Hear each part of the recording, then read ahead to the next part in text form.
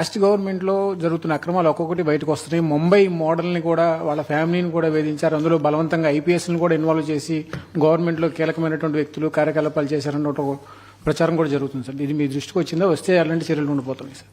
అంటే మీరు ఇప్పుడు చెప్పారు ఐపీఎస్ల గురించి కూడా. ఐపీఎస్ఏ కాదు, డే బై డే ఆ స్టోరీలు ఏంటంటే మీకు ఏమనిపించింది? బాధ అనిపించలేదా?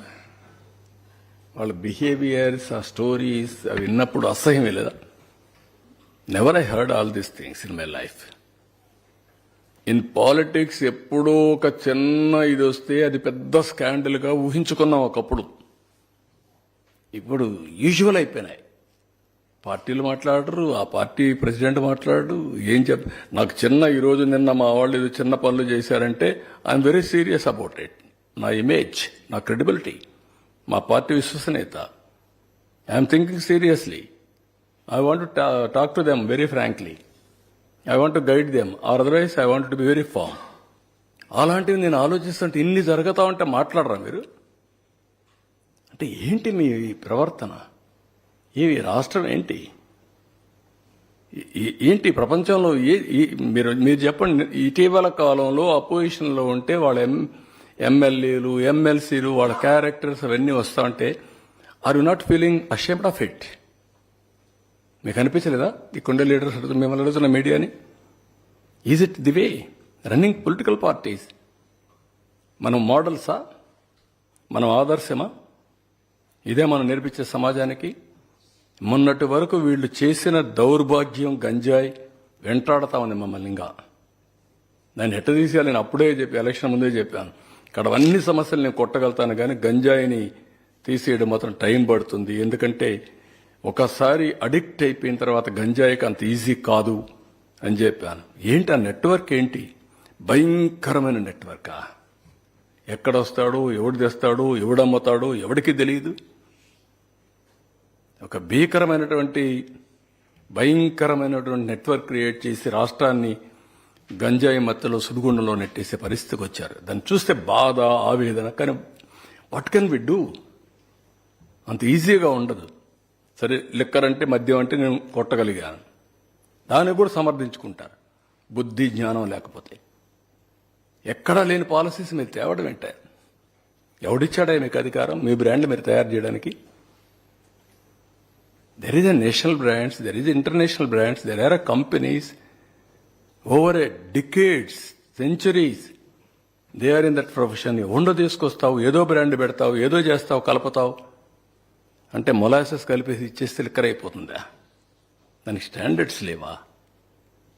చాలా దారుణం. అంటే లెక్కలేనితనం అన్నమాట. మేము ఏమైనా చేస్తాం, అడిగితే ఎదురుదాడి చేస్తాం, పేపర్లో రాయిపిస్తాం, లేకుంటే మా సాక్షి న్యూస్లో చూపిస్తాం, మా బ్లూ మీడియా ఉంది వాళ్ళు కూడా వేస్తాం. ఏంటి మీకు వాల్యూస్ లేకపోతే ఎట్లాంటివి ఇవన్నీ? ఓకే, రాజకీయాలు different. You may like my ideas, my ideology, you may not like, but there is a policy, there is some ethics. Minimum ethical standards లేకుండా రాజకీయాలు చేయడం ఏంటండి? So these are all the problems I am facing. I am inherited with pain, suffering. I am telling you. ఏంటి ఇలాంటి దౌర్భాగ్యమైన రాజకీయం ఏం చేయాల్సి వస్తుంది, ఇలాంటి వాళ్ళతో నేను పోరాడాల్సి వస్తుందని చెప్పి కూడా బాధ. ఇలాంటి విషయాలు మాట్లాడాల్సి వస్తుందని నమోషి. మాట్లాడకపోతే ప్రజలు అర్థం చేసుకోలేరు. ఒకప్పుడు ఉద్యమంగా చేసేవాడిని. నీరు, మీరు, జన్మభూమి, శ్రమదానం, ప్రజల వద్దకు పాలన, లేకపోతే ఆకస్మిక తనిఖీలు, ఇవన్నీ నా ప్రోగ్రామ్స్. ఇప్పుడేంటి కామ పార్టీలు, ఏంటి వీళ్ళ గురించి మాట్లాడు? Can you imagine? అసహ్యం అనిపించలేదా? వాళ్ళు మాట్లాడే మాటలు. మొన్నటి వరకు బూతులు, ఇప్పుడు బూతులు లేవనుకోండి, ఆ బూతులు మాట్లాడే నోటికి తాళాలు పడ్డాయి. విన్నామా పోనీ 5 ఏళ్ళు ఎన్ని బూతులండి, ఎన్ని మాటలండి. ఇప్పుడు ఎవరన్నా మాట్లాడుతున్నాం ఆ బూతులు? చేత కాదా? మనకు నోరులు లేవా? ఎందుకు మాట్లాడలేదు? Can you won't see that difference? Hell of difference మీకు కనపడలేదా? ఒకప్పుడు బయట పోతే మీరంతా నా ఇంటికాడ వచ్చి కాపలా కాసేవాళ్లే కదా. ఎక్కడ రానిచ్చారండి? విశాఖపట్నం పోతే రానియరు, తిరుపతి పోతే దిగనీయరు, ఇంటికాడ నుంచి బయట రానియరు. Can imagine? గేటుకు తాళ్లు కడతారు. ఇక్కడికి వస్తే, అమరావతికి వస్తే తాళ్లతో, కర్రలతో, చెప్పులతో వేస్తే ప్రజాస్వామ్యం ప్రజ్వరిల్లుస్తోంది, చైతన్యం పెరిగిపోయింది అని డీజీ మాట్లాడతాడు. ఇవన్నీ మనం చూసిన అరాచకాలు, మీడియా పైన దాడులు.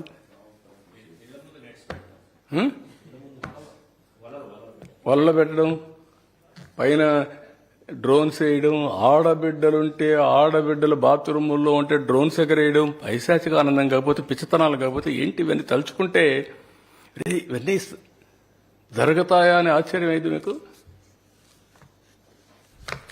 అన్నాయి. కానీ మీరు మర్చిపోతే ఏంటంటే ప్రజలు కూడా మర్చిపోయేదానికి ప్రయత్నం చేస్తారు. కానీ జ్ఞాపకం చేయకపోతే ఈ భూతవాట ఉంటుంది. ఇప్పుడు మీకు మస్కిటోస్ ఉంటాయి. ఒక సీజన్లో మస్కిటోస్ సైలెంట్ అయిపోతాయి. ఆ సీజన్ వస్తే జుమ్మని వస్తాయి, మల్టిపుల్ లావాకి వెళ్ళిపోతాయి. అది వెళ్ళిపోయి మళ్ళీ కరెక్ట్గా మీరు ఆ సీజన్ వస్తే మళ్ళీ ఓవర్ నైట్ పుట్టగొడుగులు మరి ఉన్నాయి. కొన్ని చలి ఇవి ఉంటాయి, అవి ఏమంటారు మన పల్లెటూరులో చలివెందులు ఏదో అంటారు, ఒక ఈగలు. అవి ఒక సీజన్లోనే వస్తాయి, ఒక్క వర్షం పడినప్పుడు వస్తాయి ఉసుర్లు. ఆ ఉసుర్లు అట్లా వస్తాయి. అవి కొన్ని రాయలసీమలో అయితే చాలా మంది అవి తీసుకొని తింటారు. బాగా ఉప్పు ఫ్రై చేస్తారు, ఫ్రై చేసి బాగా ఉప్పు అవన్నీ చాలా బాగుంటాయి, టేస్ట్ కూడా చాలా బాగుంటుంది. ఆ విధంగా అట్లా వస్తాయి. కొన్ని దిక్కుల్లో పుట్టగొడుగులు వస్తాయి. ఎగ్జాక్ట్ గా ఒక సీజన్ లో ఆ మట్టిలో పుట్టుకొస్తాయి. అంతవరకు మామూలు పుట్టాయి. అట్లా వీళ్ళు మీరు గుర్తుపెట్టుకోవాలి, సార్ మామూలు వాళ్ళు కాదు. Sir administration గార్డుల